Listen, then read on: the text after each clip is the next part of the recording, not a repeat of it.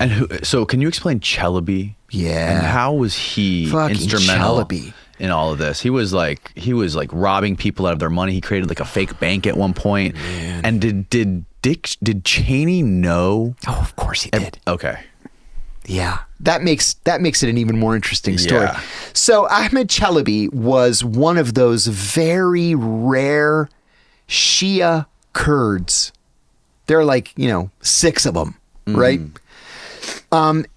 He was born in Iraqi Kurdistan, but his family was Shia Muslim. Very, very unusual. He was a bright kid, and so his parents sent him to London to get degrees in finance at the London School of Economics. He ended up moving to Jordan before Saddam became the leader of Iraq. He moved to Jordan and opened a bank there that he called Petra Bank. And Petra Bank succeeded because Chalabi was able to convince Iraqi refugees to use it as their bank, right? So if you were Iraqi, Petra Bank was your bank. You didn't bank anywhere else. So that lasted from the 60s through the 70s through the 80s. And then at the end of the 80s, he literally stole all the money, it was $30 million in deposits, and his secretary smuggled him into Syria in the trunk of her car. He had transferred the money to secret accounts in London and Geneva, and then escaped to Syria and then flew to London. He owned a magnificent townhouse in Knightsbridge, London, right by Harrods. Magnificent. That today would be worth, $50-60 million. He wore suits that I could only fantasize about affording. But there was something very dirty about him. He was just an awful human being. And he would come on to every female officer that we would go out there and meet with him with. He was just disgusting. So in 1990, Iraq invades Kuwait, and George H.W. Bush says, we got to get rid of this Saddam Hussein. 1990. Well, you can't just overthrow a foreign leader and not have a plan for the next day. And so he said, well, we need to identify somebody that we can install as the new president of Iraq. Well, everybody liked this guy Chalabi. Why? Why do you think people would really like Chalabi more than everybody else? He spoke English. He spoke English as well as you and I. Everybody else is like,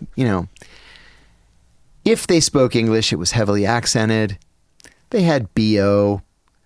They didn't shave all the time. But Chalabi, he wears $2,000 Italian suits. He speaks English. He smells nice. Yeah, we like him. We like Chalabi. So the CIA engaged a private contractor by the name of the Rendon Group in Washington, headed by John Rendon. I love John Rendon. Awesome guy. What kind of contractor? He's a propagandist. He said to me one time, I said to him, well, what does that mean, actually, that you're a propagandist? He's a self-proclaimed propagandist? Oh, nice. And he said, you remember the day that we liberated Kuwait? And I said, I'll never forget it as long as I live. I went into Kuwait with the Marines on Liberation Day. Oh, wow. And he said, everybody in Kuwait was waving a little American flag. I said, yeah, it was like a dream. He goes, where the heck do you think they got all those little American flags? What, they're just laying around? Wow. And I was like, oh my God, I didn't even think of that. No way. That's wild. This is a CIA contractor. Woo! So they picked Chalabi. So John Rendon flies to Vienna, Austria, meets up with Chalabi, and John says, okay, here's what we're going to do. We're going to create this new group called the Iraqi National Congress. And what it's going to be representatives of all the different Iraqi opposition groups, right? And you're going to be the chairman of the Iraqi National Congress. So when we finally move into Iraq, you're going to be the president and everybody else will be your cabinet. Okay, that sounds like a decent enough idea. Several problems. Ahmed Chalabi hadn't even been to Iraq since 1965. We weren't even sure if he spoke Arabic anymore. Secondly, all the other people hated him. They're like, Ahmed fucking Chalabi, are you kidding me? Do you people not know who you're dealing with? The answer was no. At the time, we did not know who we were dealing with. The third problem is literally not a single one of these people on the Iraqi National Congress actually lived in Iraq. None of them. If Saddam thought that maybe, perhaps, someday you might possibly become an oppositionist, you're going to get a bullet in the brain. Mm-hmm. So there were no oppositionists inside Iraq, except the Kurds. And the Kurds are like, we're not working with any of these people. We're going to make Kurdistan and we're going to live happily ever after. And that's where the oil is anyway. Mm-hmm. So the CIA started funneling money to the Iraqi National Congress, millions and millions of dollars. Okay, they need to buy a building. Where are we going to put this thing? We could put it in Vienna. We could put it in London. We don't want to put it in Washington. It'll be too closely tied to us. So we're trying to come up with different ways to do it. Maybe Vienna is the way to go. Okay, so he spent all the money and he needs more money. Okay, so we gave you $40 million. How much more do you need? Give me another $20 million. Okay, so what have you done with the first $40 million? I spent it. Yes, we know that. What'd you spend it on? All different kinds of stuff. Like what? Where's your building? You must have bought a building with $40 million. I know you bought a new friggin' house in London and a house in Geneva and a Mercedes S600. So where's the rest of the money? He couldn't account for a single dollar of it. Gone. So the CIA issued something called a burn notice. A burn notice is when you send a cable to every CIA officer in the world and say, don't ever have any contact with this person ever again. He's dead to us. Okay. That's what we did with Chalabi. So then for the rest... What year was this again? Pardon me? What year was this? By then it was like 92. Okay, got it. So then we pretty much forget about Chalabi through the 90s. You know, the Iraqis are sort of pissing us off because they won't let the UN inspectors go in, and then Clinton would bomb them, and then they'd do it again, and we'd bomb them again, and nothing was happening. It was just a stalemate. And then George W. Bush gets elected president. And 9/11 happens. And as soon as 9/11 happens, Bush says, we got to invade Iraq. It's their fault. 9/11's their fault. And we're like, no, they had like literally nothing to do with 9/11. Well, we're going to invade them anyway. Okay, well, we think this is a mistake, but battle lines drawn, as I said earlier. Was there no conversations? Like real conversations with... The only conversations were between Cheney, Condi Rice, and Rumsfeld. But mostly Cheney's deputies, Scooter Libby and Addington and, you know, all those guys. Zal Khalilzad. No one in the CIA could get in Bush's ear and be like, look. We were absolutely preoccupied with Al-Qaeda. Got it. Okay. Everybody in the building's working on Al-Qaeda. Okay. And then Bush calls one day and says, oh, by the way, come up with an invasion plan because we're going to invade Iraq and overthrow Saddam Hussein. We're like, what? What are you talking about?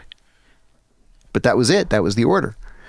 So we decide to invade Iraq, and the CIA says, let's say we do invade Iraq and we overthrow Saddam Hussein. Then what? And Dick Cheney says, we're going to put this fella, Ahmed Chalabi, he's going to be the president. And we said, whoa, no, we are not. Cheney said that. Yeah. We have a burn notice on Cheney. I mean on Chalabi, and on everybody associated with Chalabi. We're not working with Chalabi.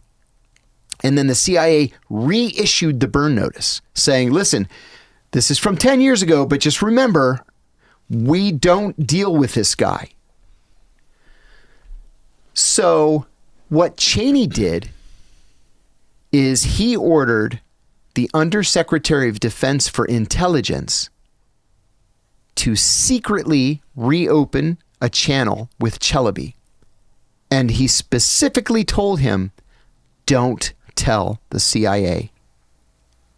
I remember, you know, part of my job, or 90% of my job at the time, was reading 10, 15,000 cables a day, 20,000 that were coming in to brief the director. I'd boil that 10 or 20,000 cables down to a half a dozen of the most important issues to brief the director in the morning.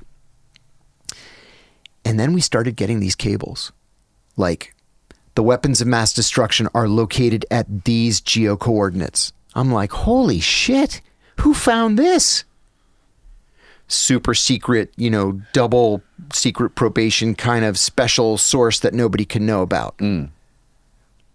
Well, this is a military cable. What sources does the military have? We're the ones that run the sources. Unless this is actually an intercept that they're disguising, which sometimes an intercept is so sensitive that they'll disguise it as something else. What is an intercept? NSA catches it out of the air. Got it. So I went to my boss. I said, do you know anything about this? You know who this source might be? And he's like, no, it's pretty explosive information. I said, yeah, it could end the war before it begins if we can send the UN inspectors in there. And then we started getting these every single day. Amazing, exactly on point intelligence. So a couple of our guys from the Iraq Operations Group said, we want to talk to the source. We don't care where he is in the world. We're going to fly a team out there and we want to interview the source. Pentagon said, absolutely not. Too sensitive. We said, no. We're the central intelligence agency, right? At the time, the head of the CIA, his title was DCI, Director of Central Intelligence. He was the DNI. He headed all intelligence agencies. Not just the CIA. Now it's just the CIA. Okay. But the Pentagon refused to allow us to have access to the source.